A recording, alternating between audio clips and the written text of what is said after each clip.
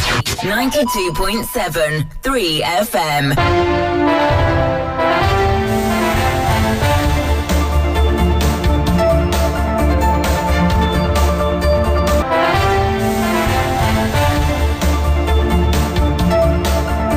Hello, good afternoon, and welcome to the Midday News on 3FM 92.7. My name is Beatrice Adu. The news is also live on Kesmi 107.1 FM and across the world at 3news.com. Coming up in the next 30 minutes.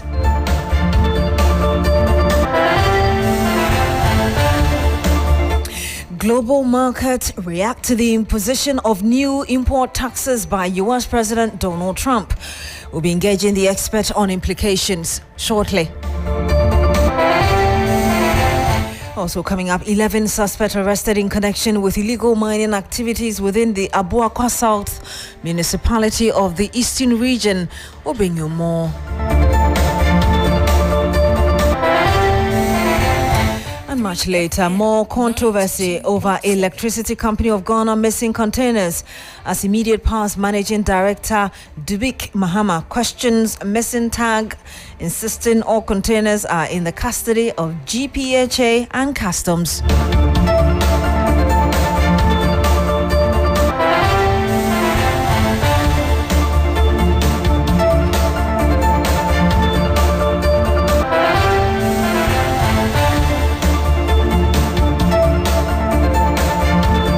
Thank you very much for joining us this afternoon. Now, the removal of the electronic transfer levy is taking effect, with zero deductions recorded for transactions on some mobile networks. Random checks by 3FM have confirmed that the Ghana Revenue Authority's directive is being implemented. Meanwhile, Telecommunications Group MTN says that it is awaiting a Bank of Ghana regulatory approval before the removal will take effect. Christian Yale has more. Consequent to President Mahama's assent yesterday and the GRA directive to charging entities, I put up a test to find out whether the charges or deductions for e-levy have been officially stopped. I first transferred an amount of 870 cedis from my bank account to my mobile money wallet.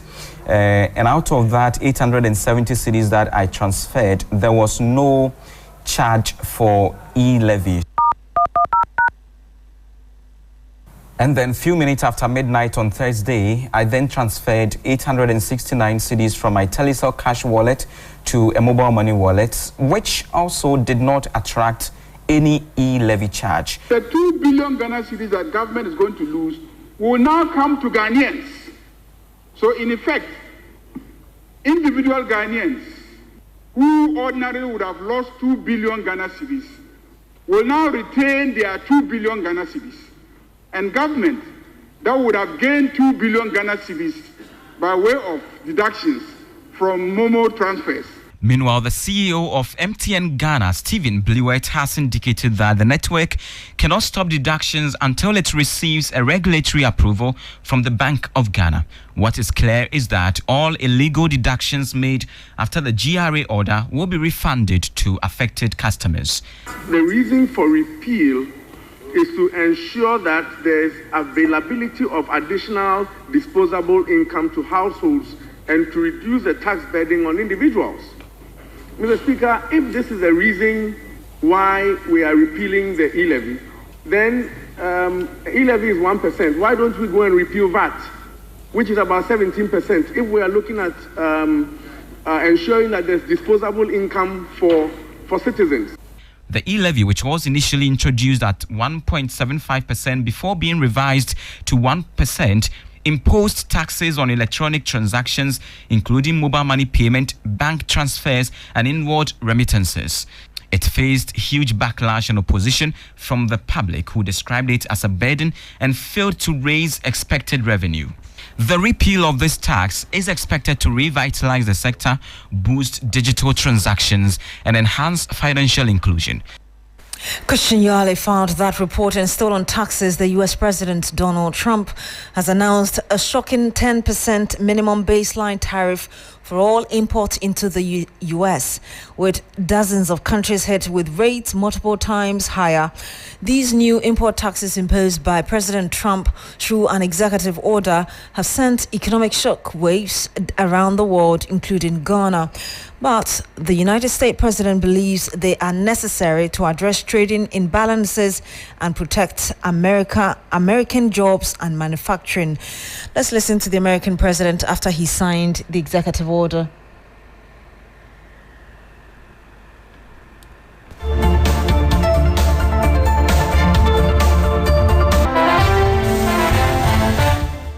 My fellow Americans, this is Liberation Day. Waiting for a long time. April 2nd, 2025 will forever be remembered as the day American industry was reborn, the day America's destiny was reclaimed, and the day that we began to make America wealthy again. So it's 67%, so we're going to be charging a discounted reciprocal tariff of 34%. I think, in other words, they charge us, we charge them less, so how can anybody be upset? European Union, they're very tough, very, very tough traders. You think of European Union, very friendly. They rip us off. It's so sad to see. It's so pathetic. 39%, we're going to charge them 20%, so we're charging them essentially half. Vietnam, great negotiators, great people. They like me, I like them. The problem is they charge us 90%. We're going to charge them 46% tariff. Taiwan, where they took all of our computer chips and semiconductors. Now we have almost none of it, except the biggest company is coming in. We're going to end up with almost 40%. Lee Zeldin's working to get their approvals. Japan, very, very tough. Great people. India, very, very tough. Very, very tough. Prime Minister just left, and he's a great friend of mine, but I said, you're a friend of mine, but you're not treating us right. They charge us 52%. You have to understand, we charge them almost nothing for years and years and decades. And it was only 7 years ago when I came in, we started with China and charged them. We took in hundreds of billions of dollars from China. Brazil, 10%, 10%. Bangladesh is 74%. So you see what's going on. Pakistan, 58%. Sri Lanka, 88%. So what we're doing is we're taking not the full, we could take the full 88%. The numbers are so disproportionate, they're so unfair. At the same time, we will establish a minimum baseline tariff of 10%. You notice that on the chart. And that'll be on other countries to help rebuild our economy and to prevent cheating. And you had the U.S. President Donald Trump giving details after imposition of that 10% base tax on import into the U.S. Let me bring you some more. Steel, aluminium articles and autos or auto parts are all under that tax. Also copper, pharmaceuticals, semiconductors, lumber, also bullion, energy products and certain minerals unavailable in the U.S. The also impacts on Ghana's economy, or that 10% on Ghana. Now, total export to the U.S. as at 2024 was about 6.95 billion Ghana cedis. That's 40.7% of North American export. Also, cocoa beans and products, about 3.14 billion Ghana cedis, that represent about 11.5% of total cocoa export. Also, 10% tariff import impact would be 695 million additional costs. That's Ghana cedis, and cocoa export alone will be 314 million in extra tariffs. Now, we're joined by Beatrice Adu. He's an economist and the West Africa Regional Director for COT International. Good afternoon to you, sir. Thank you very much for joining us. Hi, good afternoon, and good afternoon to your listeners of 3 FM. Now, for years, there have been calls for the deepening of regional integration and trade, and I'm sure you know about this. How does this tariff imposition by the U.S. reignited the need for Africa to take its destiny into its own hands, as it were, moving forward? Okay, I think the tariffs by President Trump is a clear reminder to African countries that if we learn to trade among ourselves, we will not be exposed to unilateral tariffs and other punitive tariffs and other trade barriers.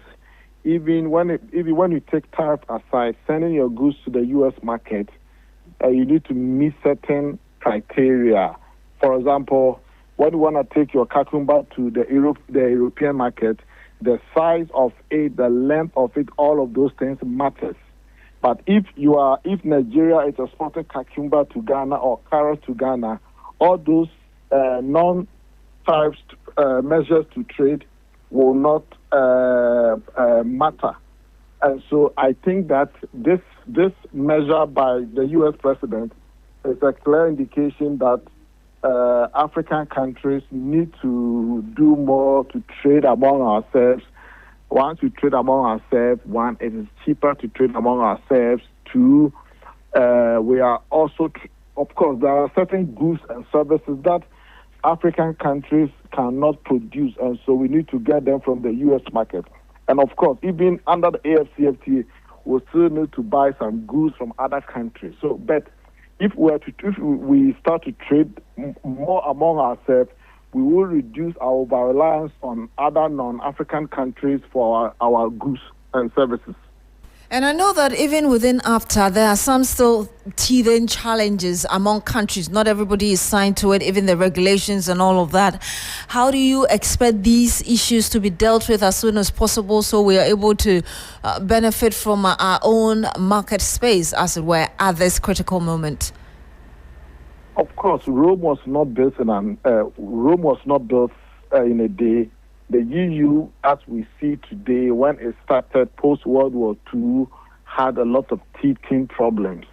And so we can't expect the AFCFTA to become perfect overnight. And EU started with less than 10 countries, and AFCFTA is over 50 countries. And getting 50 countries to agree on a trade pact is not an easy thing. Every country is looking for is to make sure that they are able to also fight for their needs, and their wants needs to be factored in. But when Europe started, it was easy for them.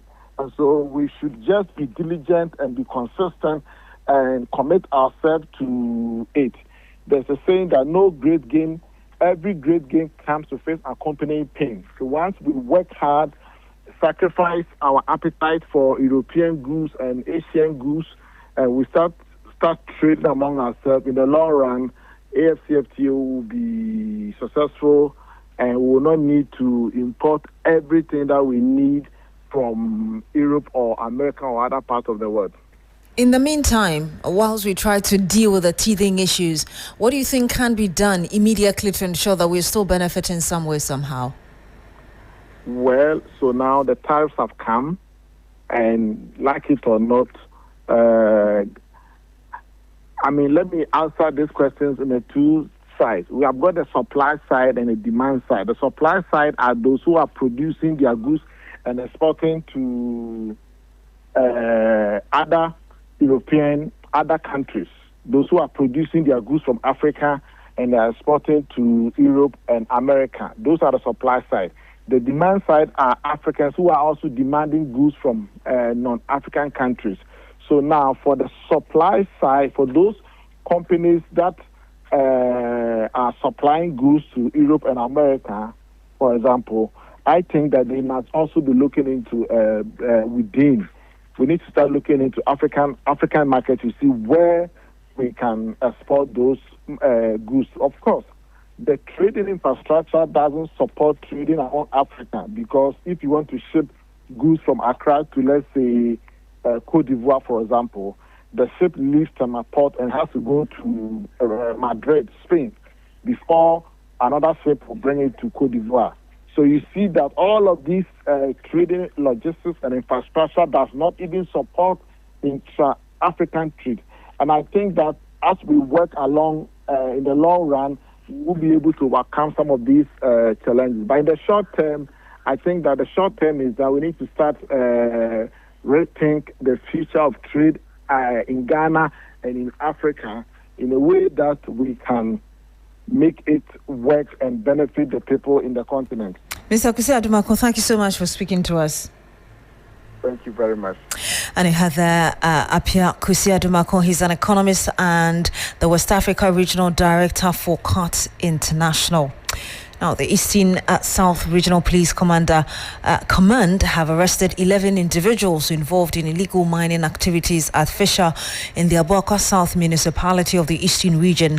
The suspects were found mining illegally on a rubber plantation farm. Regional Commander DCOP Ohinibuedi Bosman has pledged to take strong action against illegal miners in the area, emphasizing a commitment to addressing the issue effectively.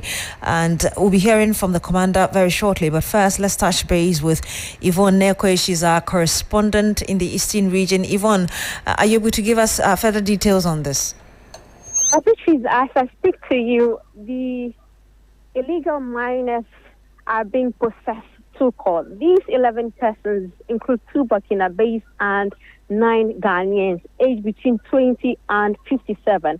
Unfortunately, from destruction of arable land and cocoa farms, we're seeing rubber plantations being destroyed by these illegal miners. But the assurance we're having from the police is a renewed effort as to the arrest. We're hoping that beyond the arrest, we'll see a lawful action taken and then people dealt with by the law. And we know that just in recent times, if I could put it weeks, there have been this renewed arrest spree, as it were. How are people reacting to it generally? Well, for those who are engaged in the illegal mining, it's a bit of worry because that's their business. But for those who are regulators like the police, there are lots of expectations, especially when majority of citizens expect more of them to protect the forest and farmland. And so these are the 2 viewpoints from the citizens in the Eastern region. All right. Thank you very much, Yvonne Nekwe. We can hear DCOP Ohini now. My fellow Americans, this is Liberation Day. There were 2 Burkinabe and 9 Ghanaians involved. They are currently in our custody as I speak to you now. We are preparing them for court to face justice. I want to assure the general public and the communities within the Eastern South Command that the Ghana Police Service is resolute in fighting and maintaining law and order in this country. And you had the Eastern Regional Commander DCOP Ohinibuedi Bosman speaking to the press earlier. Former Managing Director of the Electricity Company of Ghana, Dubik Mahama, has expressed frustration over not being contacted by the committee investigating the missing containers, despite being mentioned in the report. Speaking on Ghana Tonight, Mr. Mahama responded to some allegations surrounding the missing containers, which contain critical electrical equipment for national power distribution. So the question is, if ECG has failed to clear the containers, is that a good reason to auction the container with no recourse to ECG? Did you write to the GRA? There are letters flying. When I was in office, I know I wrote. And what did the GRA say? I don't have a reply from that. I have checked my documentation. There's no reply from that I can speak to. Look, all I'm trying to say is our approach to the issue is to help the minister find these containers. As I sit here, the committee completed the job without speaking to me. Yet I am named in the committee's report.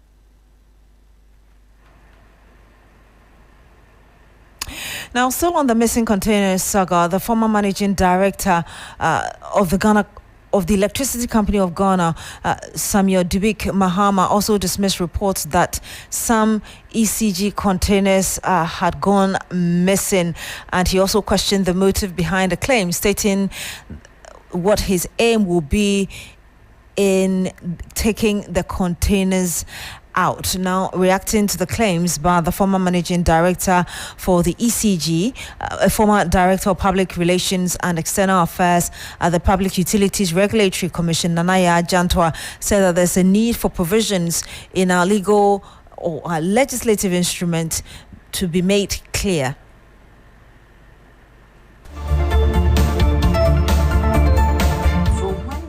Procure these items, didn't you know that you have to clear it from the pot? Even if you're going to pay it in tranches, whatever it is, after the clearing from the pot, you should have made money available. Why do you leave it there for it to incur demurrage if there is no cartel that is in the system trying auctioning these ones and it getting into private hands, then these people then selling it back to ECG? Because I said that in those containers is not chalewate. You don't sell the items in that container. I'm saying that if you buy conductors, you buy cables, specialized cables, you buy even transformers for the LV, the customer side, and they are in these containers, you do not sell them at Makola. So no ordinary person can buy these containers and go and sell it anywhere. And for what use? It has to come back. They are for a particular service. It is for distribution. Then you have to sell it to ECG, nobody else. You get nobody will buy it. So you as MD, even if there were containers that predated you from PDS, it is still your asset. Because then PDS left, their contract was abrogated and we came back to ECG. So whatever asset was left is for you. So even if there are containers at the port that was for PDS, you should make arrangements to get it from the port. Then if you didn't do it, then the responsibility for that is on your head. Nanaya Jantwa is a former PRO of the PURC.